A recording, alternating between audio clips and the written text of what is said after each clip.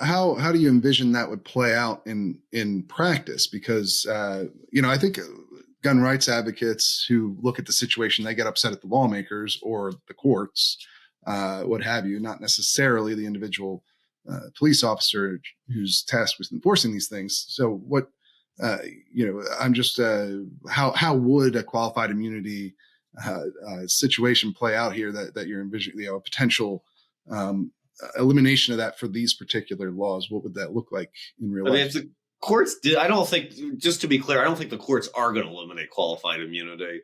The people who are in favor, the judges who are in favor of Bruin also tend to be the judges who are in favor of robust qualified immunity. And I suspect as they collide, qualified immunity is going to win because a lot of these judges are law and order types. But if the situation played out as I'm suggesting, I think in areas where the doctrine really is uncertain, like specific, hospitals, zoos, things where there's just not a lot of law and you could guess either way, qualified immunity would extend there. But where you have the really, really broad bans that are replicating total bans on public carry, those, I think you would say no immunity at all. But again, the unfortunate thing here is that the legislature is driving this, but it's the officers who get caught in the middle because it's the officers. It does not ripen into a constitutional violation until the officer decides to arrest. I guess presumably that would lead to perhaps legislatures being more careful about enacting these sorts of things if their law enforcement officers are potentially held liable for what they're doing. Yes. And I also think, to be clear, you have all these statutes being passed.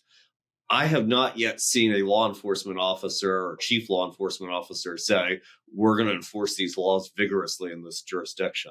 Many of them are in a hold and see pattern. Some of them has said, well, I'm not sure we're going to go there.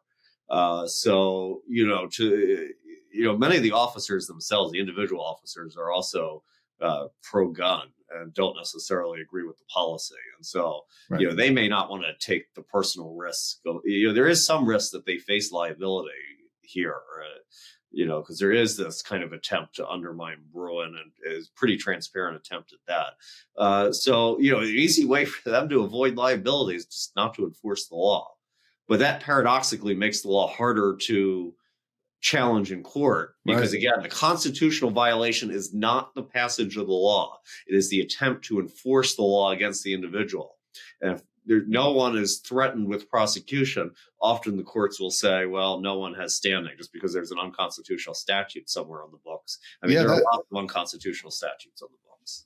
That is exactly what's happened with the DC public transit ban that we mentioned earlier. There have been, I believe, 2 different lawsuits against that, and they've both been tossed on standing grounds because no one's actually been prosecuted under that law. So it can be hard. The DC Circuit has unusually severe standing rules, and I think those rules themselves should be the subject of Supreme Court review because DC basically requires you to be prosecuted. Most jurisdictions will say it's enough if there's a credible threat of prosecution, and I don't think DC denies that it's likely to enforce its ban against anyone who is caught on the metro, but the DC Circuit has ratcheted that up to the point where basically you have to be prosecuted. But to be clear, there is no constitutional right to a pre-enforcement challenge. And if you go back to a lot of the old cases that people read sometimes on state cases, those all arose out of convictions for carrying concealed weapons or carrying weapons into prohibited places.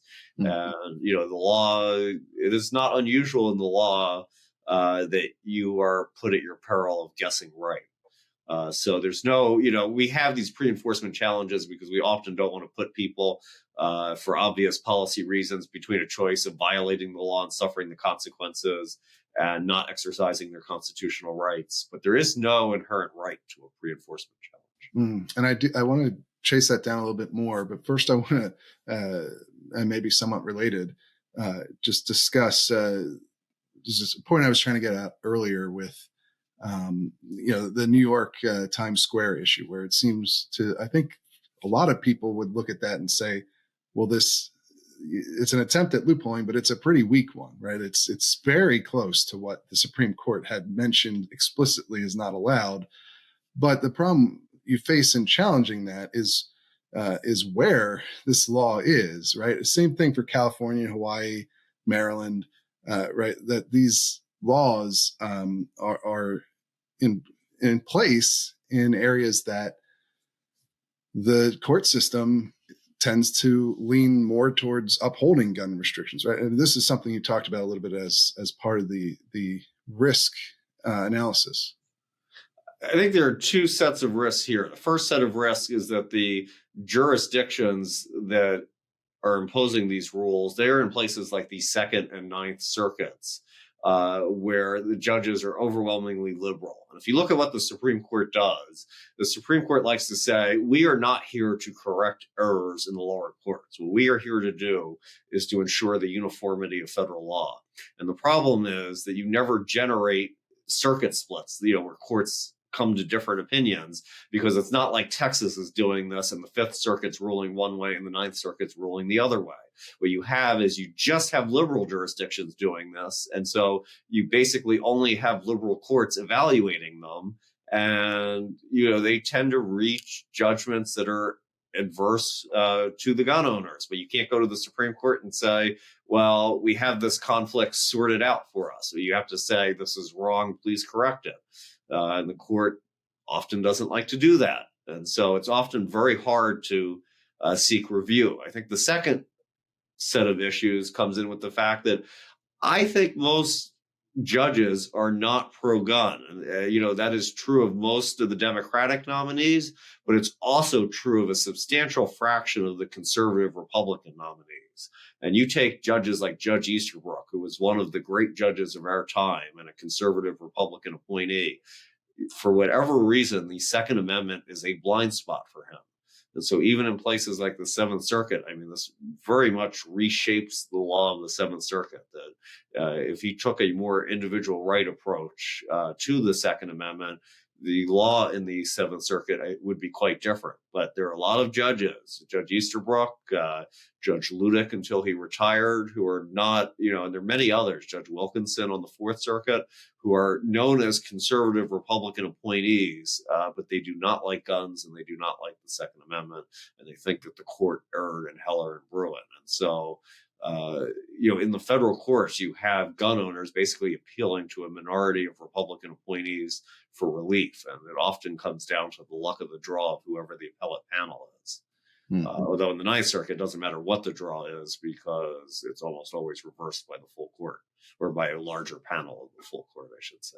But, that does the judges that you draw, can really matter. And the odds are not good in places like the first, second, fourth, and ninth circuits.